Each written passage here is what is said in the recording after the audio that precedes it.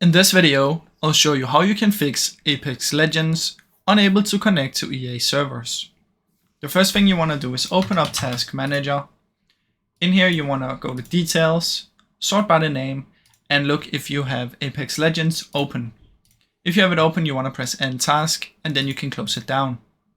After that, you want to open up Network Reset.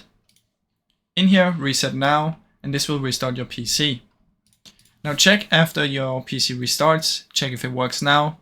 If it still doesn't, what we can do is we can open up our firewall.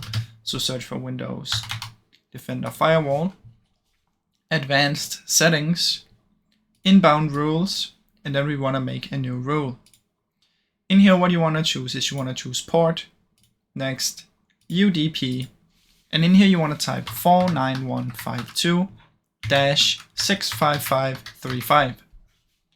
49152-65535.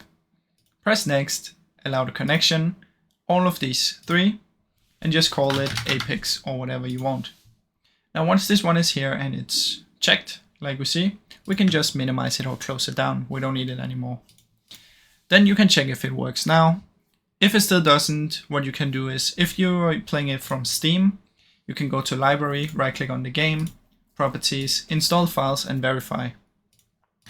Now, if it still doesn't work, the last thing I suggest you do is you open up your CMD, right click, run as an administrator, and in here you want to type ipconfig space /flush DNS, then type net sh space winsock space reset, and press enter.